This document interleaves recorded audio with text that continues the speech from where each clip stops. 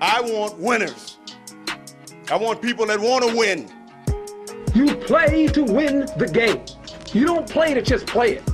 You got to put your money where your mouth is, Pete. It's not gambling advice.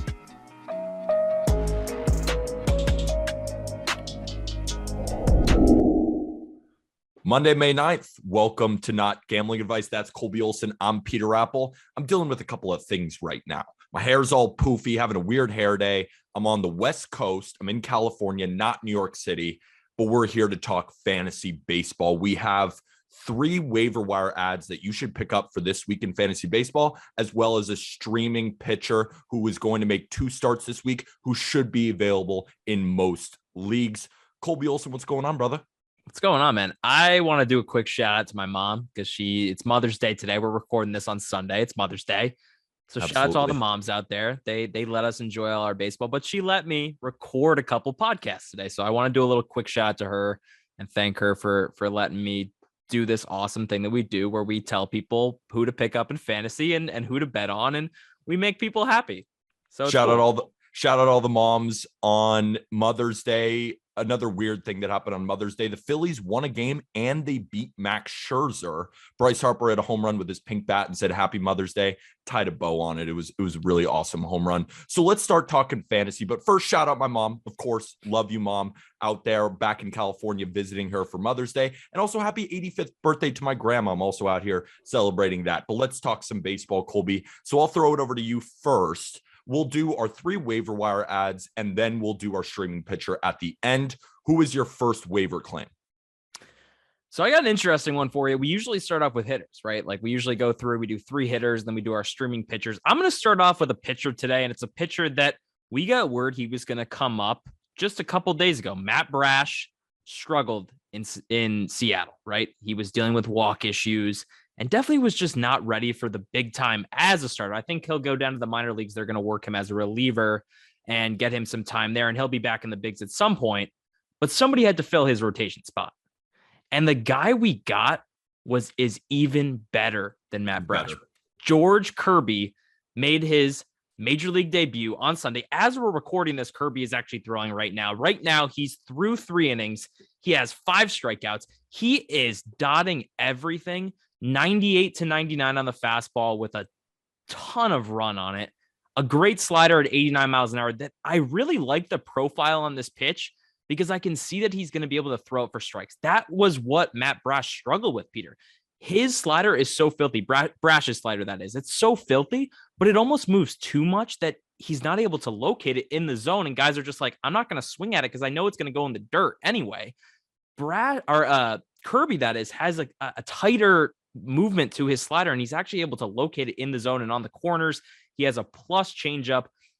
The only concern I have for Kirby is that he's not going to go 6 or 7 innings, but what young pitcher is, this is a guy, though, that's going to give you 5 innings consistently, and he is not going to walk anybody. He's going to give you a great whip, and I think he has a chance to give you a great ERA, too. This is a guy right now that's owned in 10% of leagues, and that ownership's only going to go and increase, and I'm sure if you're in, we see a lot in the comments, oh, that guy's already gone, and this guy might be a guy that's already gone in your league just because you're in a sharp league. But if you're not, if you're in a more casual league, this is a guy that you need to pick up, and your friends are going to go, who the heck is that guy? How did you know about him? George Kirby is a top 20 prospect in baseball right now. I think he might be even better than that. We've been on the George Kirby train for a while now, and because George Kirby made tangible adjustments, but the biggest thing is he's throwing way harder than he used to. He was a high school product, good pitcher, but wasn't super high velo, then adds velocity as he goes down the line.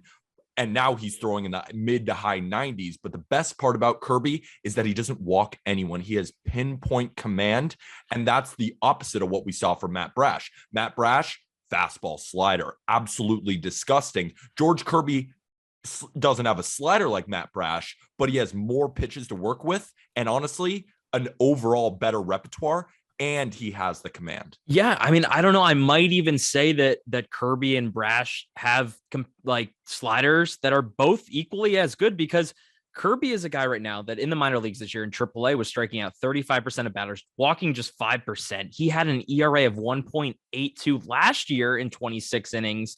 Or no, I mean, across AA and AAA last year, he held an ERA around 2.5 in 70 innings. So this is a guy that has all the pedigree in the world. And, you're always going to be concerned about rookie pitchers that come up because it really is. It is hard to make that adjustment, right? Hunter Green, for example, is hanging fastballs over the middle. But George Kirby, we've always talked about as a guy that's going to locate first. He has the stuff to play, but he is locate first. And that's so rare for a guy that's just 24 years old and hasn't had MLB time. He is truly MLB ready. He is truly MLB ready, and he's an absolute must add. My first waiver wire claim pickup is Francisco Mejia of the Tampa Bay Rays. He's a 26-year-old catcher who's currently slashing 393, 379, 679, slugging with a 1,058 OPS. He's got 2 bombs already, only 28 plate appearances, actually 29 plate appearances. The problem with Mejia so far is that he had a COVID bout that kept him out about 2 weeks. And Mike Zunino is normally the catcher for the Rays. But I'm telling you, not only is Francisco Mejia better, but he's still going to get plenty of playing time. He might catch, he might play some DH. He's just a really good player who's killing fastballs, and he's hitting 357 off breaking balls. This is a younger player who's been traded around to a bunch of different organizations. Now he's finally at home with the Rays. The Rays have unlocked a little bit of that power, but the bat to ball is what I'm so impressed with as well. I think this guy's going to maintain a high batting average, not 390, but I wouldn't be surprised if he hit around 270, 280 this year. And he's got some pop. He's not going to steal any bags, obviously, but he's one of those catchers that's widely available in leagues. Around 90% of leagues he's available in. He's a guy that I already picked up. And the catching position in baseball right now is just pretty weak. And I think this guy could slot in even in a 10-team league, but maybe he's geared more towards 12, 14. But I'm just speaking to how good of a player he is. Yeah, absolutely. I'm looking at his Fangraphs page right now, and I actually cannot believe that, one, he made his MLB debut back in 2017, but I thought that would have been with the Padres. He made his MLB debut back in 2017 with the Indians at the time, now the Guardians, but that's crazy how much this guy has been traded, how many times this guy has gone from being, just a fill-in at the MLB level back to AAA and back up again. That is so detrimental to his development. And finally, he's getting a chance to have a pretty big role there for Tampa Bay, whether he's DHing, whether he's behind the dish. Zunino is not playing to the level we've talked about that he usually is. So yeah, I think this is a really good to go along with the catching position. This isn't a guy it's a guy I brought up before, but Alejandro Kirk over the last 2 weeks has put up a really, really solid 2 weeks, Peter. And I think this is a guy that got off to a slow start, but he's hitting 294 of his last 37 plate appearances and is playing pretty much every day now, whether it's a DH or whether it's at catcher for the Blue Jays. He isn't providing that much when it comes to run or RBI production. He just has 1 home run, but the average that we expected from Kirk is there. And that's another guy I think you should probably take a look at when it comes to the catching position. If you're thin on catcher right now, Kirk was like this hyped up guy. He's probably dropped by now because I think people probably gave up on him in the early going. I've held on to him, and I'm kind of happy I did because he's finally becoming the player that we thought he would be before the season started. Yeah, absolutely. Alejandro Kirk was one of the players that I mentioned a couple episodes ago about that you guys should go pick him up because he's not available, or he's not available. What's the word? He's available in most leagues. Yeah. What am I talking about? At this point, he's like 15% owned. He's really not owned in many leagues. I think it was more towards 40 or 50% when the season started. But yeah, people have kind of lost their good taste for Alejandro Kirk. And it makes sense, but he's another guy who I would trade for if you're in a deeper league. He's just a good overall baseball player. Doesn't look the part. He's about 5'80", 260 pounds. It's funny to watch him run, but overall he is a good player because he's got pop and he takes his walks and he doesn't really strike out, and he's going to hit for a high average. My next guy is another guy that's making his debut today. Obviously, I mentioned George Kirby, who's making his debut. Another rookie who is making his debut, Alek Thomas. Arizona Diamondbacks prospect. This is a guy that Aram, you, me, we've all been talking about for a long time because of how advanced his approach is at the plate. This year, he's striking out just 14% of the time at the plate. He has 12 extra base hits this year, 4 home runs, 8 doubles. He's a doubles machine. He's going to hit the ball in the gaps. He's going to drive in a lot of runs. He's hitting 277.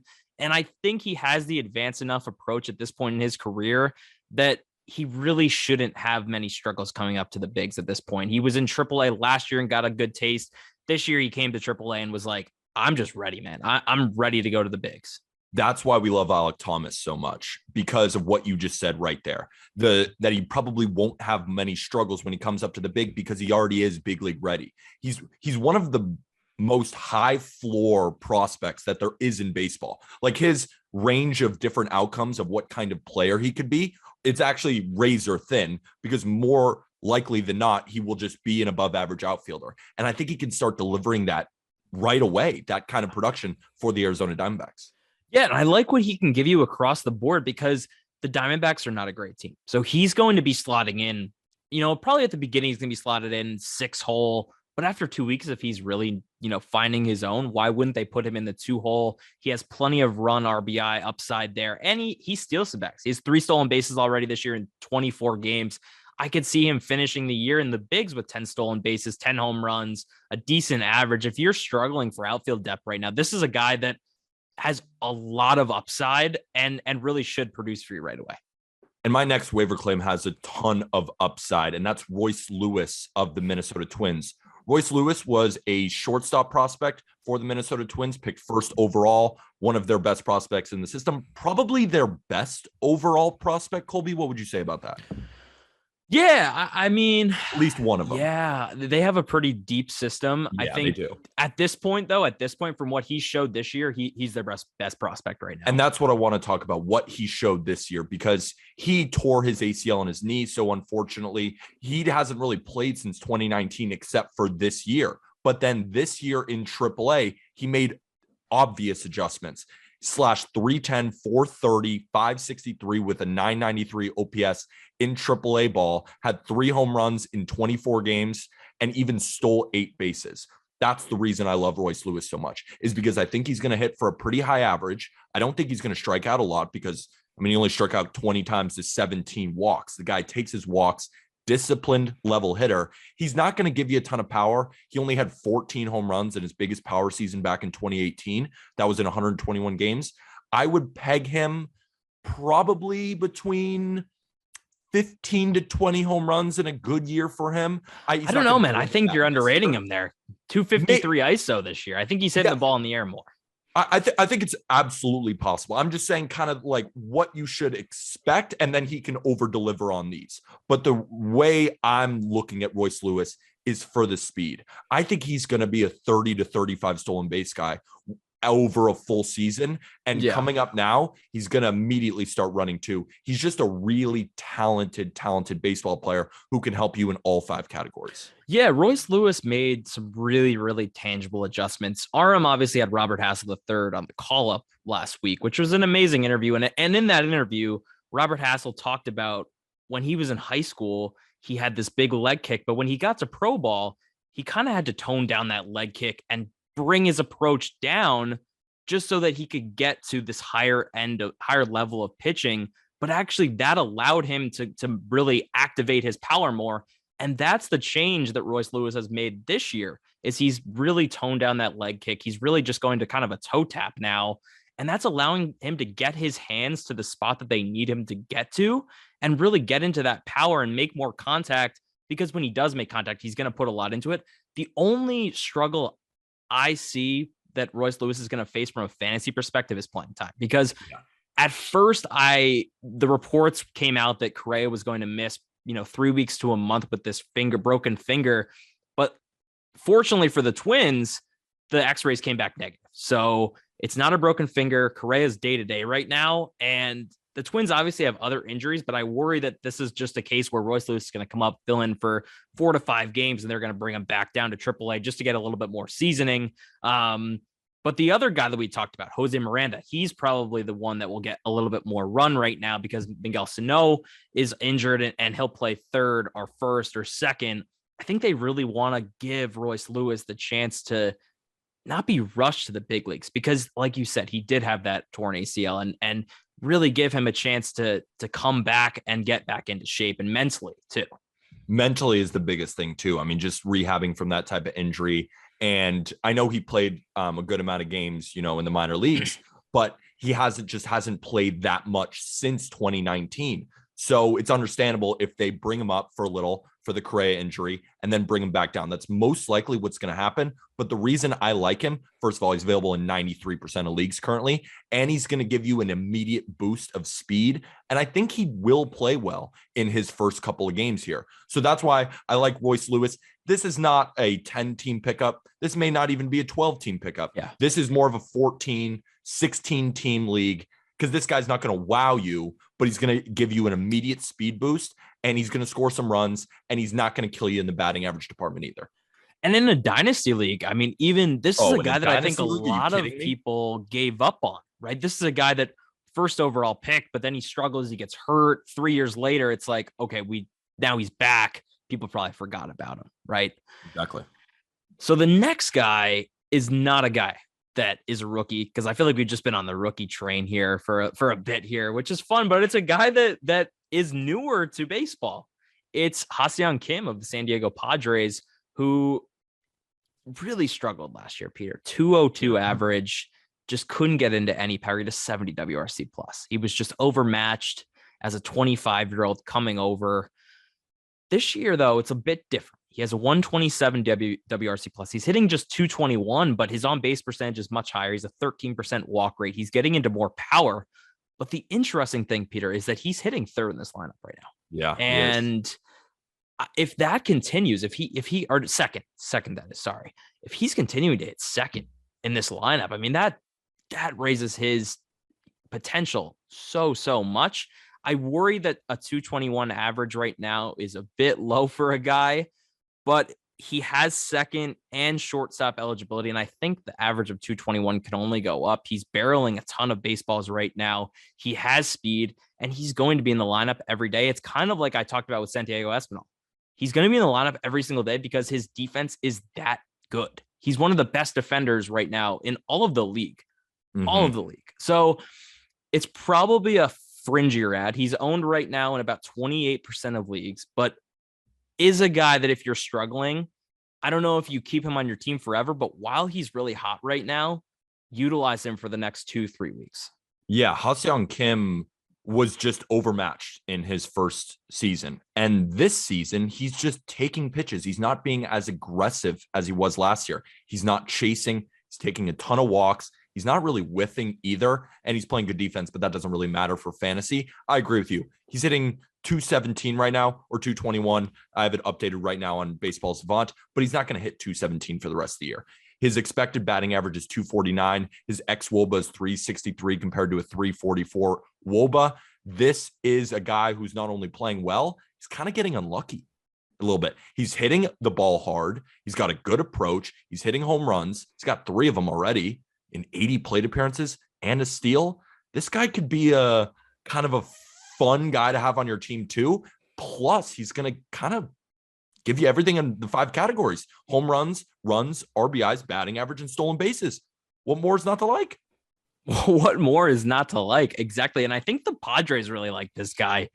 CJ Abrams is struggling a ton too, and I think that has a lot to do with the playing time that he'll receive. He's going to be in there all year. My only thing with Ha-Seong Kim is when Fernando Tatis Jr. comes back, where is he going to play? Where do you think?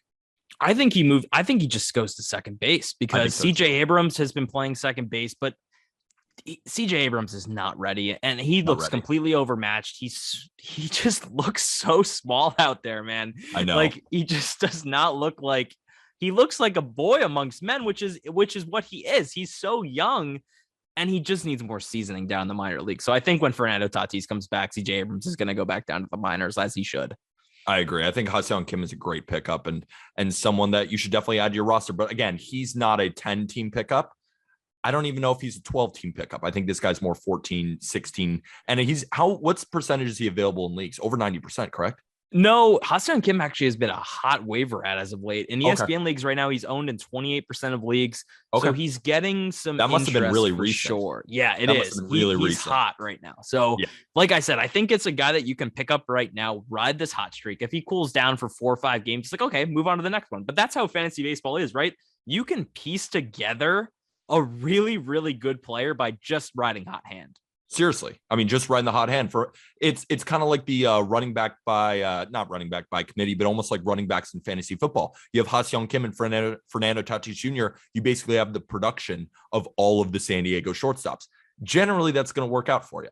My last waiver pickup is another rookie who just homered, had his first career home run. That's Jose Miranda of the Minnesota Twins. And you already mentioned him before. If Royce Lewis is not the best prospect in the Twin system, this guy might be. In the minor leagues, we've talked about him before, but in the minor leagues, let me just read you what he did in AAA. Hit 344, 401, 572 slugging with a 973 OPS, 30 bombs in 127 games. He already hit a home run, and he's going to hit a lot more. He's not going to hit 344. I'm just looking at his career minor league stats. Like he's a career 281 hitter. I think there will be some swing and miss. He showed some swing and miss in the minor leagues, but he also showed an ability to walk. Yeah, I mean, he's not like, I'm not saying he is. When I say he showed some swing and miss, of course he did, but I think he will show some swing and miss in the majors this year. He's not going to strike out a ton, but I do think as a rookie selling out for power, I do think he's going to strike out a little bit more than we might expect. But the power is there. I think this guy could hit around 250. I'm just a big fan of Jose Miranda. Yeah, I think so. And Peter, I don't even think this is a guy that has shown swing and miss. I mean, he had a 15% K rate this year in AAA, a 13% K rate last year. This is a guy that I've always advertised, and I said this on last week's episode, as a Luis Arias, but with some more power. It might be a guy too that struggles a little out of the gate. I think that's a fair assumption. But right now he's really not striking out at all at 4.2% walk or strikeout rate through 24 plate appearances, which that's probably what we're going to get from him because I think he's just going to be swing happy. I think he's just going to be that's swinging. What I'm thinking. Yeah. That's what I'm thinking. It's not that he's shown some swinginess, but he's not a strikeout guy. Like he's not going to strike out 20%. I just think, he's coming up. He's going to be a young guy selling out for power, and he's just going to have some swing and miss. That's why I'm saying don't expect, I guess, a super low K rate, like 4%, like we're getting right now is my point. Totally, man. And so before we move on to the pitchers, I do want to say to everyone listening out there, if we missed a guy, please tell us in the comments. Please help out everybody that's about to watch this and look at the comments, and maybe we'll get back to you and say, hey, that is a good one, because sometimes we miss people. There's a lot of players out there. There's a lot of players out there. There's a lot of players out. Do you have one more? I forget. I do not. I am tapped out. So before we go into our streamers, I want to shout out Prize Picks, sponsor of Not Gambling Advice. Colby and I have been releasing our Prize Picks every single day.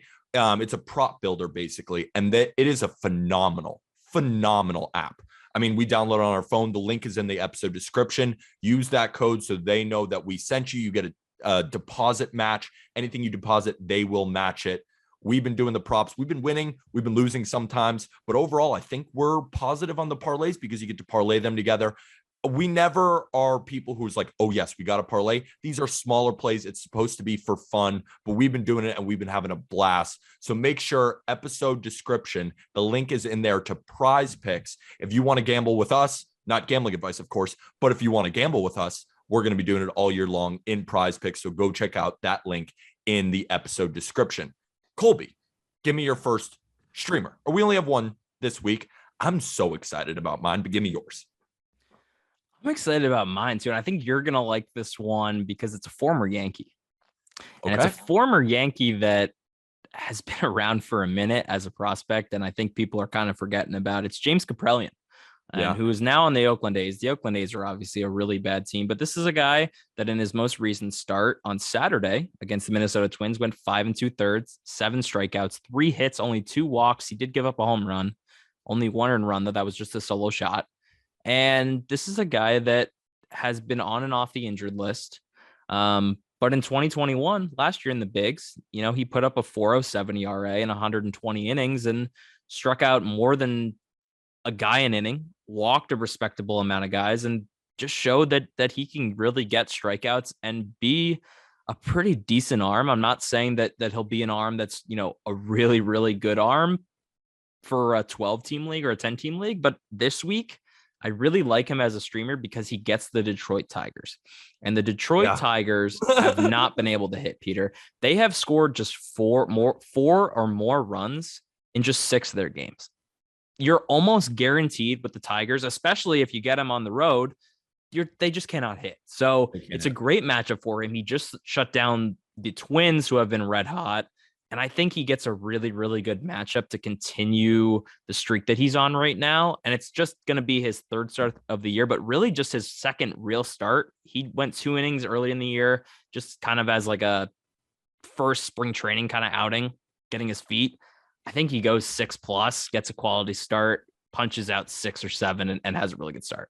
I've been a big fan of James Caprillion. He was drafted out of UCLA. He went to the Yankees in the 1st round, but he was ultimately sent over to the A's in the Sonny Gray deal. Sonny Gray deal didn't really work out for the Yankees, but now James Caprillion gets to pitch for the A's.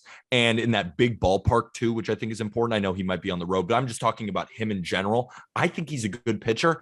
I kind of think, I know we're posing it as a streamer, but this is a guy I just kind of want to add for the rest of the season. I think James Caprillion is actually a pretty good pitcher who's going to strike out some guys. He doesn't walk a ton. I don't think the ERA is going to be that egregious. I think he's a pretty solid pitcher. I really agree, Peter. I really agree. And I do want, yeah. I really agree. Good words. Good analysis, Peter. Good analysis, Peter. All right, my waiver claim is another guy who's going to face the Tigers, which is awesome. That's Tyler Wells of the Baltimore Orioles. He'll face the Royals Monday at home, and the Royals can't hit either. You were just talking about the Tigers. The Royals, especially on the road, their offense is anemic right now. We've talked about Whit Merrifield. Salvi hasn't gotten hot either. Nobody is really hitting on the Royals, and he gets them at home. And then he gets another start on Sunday against the Tigers. So these 2 matchups, he's facing 2 of the worst offenses in Major League Baseball. This is a 6'8", 255-pound horse. He's 27 years old. He's not the greatest pitcher in the world. He's got a 4.5 ERA. He doesn't strike out that many guys, but he also doesn't walk that many guys either. He has a fastball, he has a slider, he has a changeup, he has a curveball, and he throws a sinker as well. Doesn't throw the sinker that much. It's more of a 4-pitch mix, but he elevates the fastball, throws the slider low and into right-handers, low and away to lefties. He's got a good changeup too. Opponents aren't really hitting his fastball. I think, and also just he has a 4.50 ERA, but a 3.78 xERA. I test, Colby, like I test when you watch Tyler Wells. I'm looking at a good pitcher. I don't know what to tell you. He's not the sexiest name in the world. I am looking at not a great pitcher, but a pretty good pitcher, I think. Do you have a Baltimore Orioles fetish? I think I do, weirdly. I kind of like them all. Because it was John Means last year, and you were like, "Oh my god, this guy, emerging ace!" Like, and now Tyler Wells, and I'll take that back a little bit because Bruce Zimmerman train. I've been on the Bruce Zimmerman train too. And Bruce Zimmerman, like all these Orioles pitchers are like, I'm gonna put up a 4.3 ERA, and I'm gonna pick my spots. If I get the Royals, I'm gonna pitch well, and like. That's fine. That's fine. I think they're great streamers because no one's really going to own them. But it's just so funny with you that like you see an Orioles guy named Tyler Wells. You're like, yo, Tyler Wells? I think it's funnier. I think it's funnier that the word you came up with to describe how I feel about Orioles pitchers is a fetish. I mean, think about it. I could just like these Orioles pitchers, but you decided that I have some fetish with them. I don't know about that. I don't know about that, Colby. I'm going to create a meme for this. I'm definitely going to create a meme for this with you, like with heart eyes looking at a Baltimore Oriole. Keegan Aiken will be a pitcher one day. No, he's not someone you should add. But Tyler Wells is like, I mean, Colby, this guy's 6'8", 255. I looked at it. I looked at his Fangraphs page, and the data 95? Backed up a fine pitcher. I think that's a great way to talk about Tyler Wells. Is like against bad teams, this guy can put up 5+ of 1-2 run ball. Like that's great. Give me That's that. great. And nobody's going to own him. Nobody even knows who he is. Tyler Wells, you're going to turn on that Orioles-Royals game. You're like, oh, why am I watching this game? But you're going to watch Tyler Wells shove it down their throats. And then he's going to shove it down the Tigers' throats because neither of those two teams can hit. And they're about to run into 94-mile-an-hour Tyler Wells at 6'8", 255 pounds. I just love that he's so big too. Like, I test, Colby. I test. I'm telling you. You're crazy with the eye test. This episode is also presented, Peter, by MyBookie. 162 games of baseball this season. It's a grind for both of us. Every single day, we're doing 3 picks a day, each of us, sometimes even props, sometimes prize picks, right? But with MyBookie, we get run lines, we get the money lines, we get props, great lines. Getting started is super simple, Peter. Deposit $300, play with 200 of that instantly. Just use promo code JUSTBASEBALL to claim that MyBookie bonus. Whether you're a diehard fan or you're just getting into baseball with us or you're just getting into gambling with us, we want to teach you through it all. Go ahead, sign up today using promo code JustBaseball. As I mentioned, first deposit bonus up to $1,000 with MyBookie, man. Whether you put it in, they'll meet halfway all the way up to $1,000. So with MyBookie, bet anything, anytime, anywhere. Thank you to MyBookie. We are going to keep providing the people winners, man. I need to know why the people have not jumped on Prize Picks and haven't jumped on MyBookie yet. I know that you technically can't respond because I know you're just listening and you're a viewer, but I want to know. I want to know because we're on it. And those are our sponsors, and we thank them very much. So that'll do it for this episode of Not Gambling Advice. That's Colby. I'm Peter. Those links are all in the description, as well as our chalkboard. That's our baseball group chat. We're dropping all the bets in there. Then we're going to send you over to MyBookie and Prize Picks because they have the best lines. What else do we have to plug? Also, follow our Twitter. I mean, what are you guys doing? Follow our Twitter at @gambling_advice. It's not gambling advice, but it is what it is. Go follow us on Instagram at Just Baseball Show, at Just Baseball Fans. Follow us on TikTok at Just Baseball Fans as well. We got all these different outlets. Twitch, if you're down, at Just Baseball Fans. Anything else before we go, Colby? Nah, man, I'm having such a fun time with this MLB season right now. A lot of my fantasy teams are doing really well.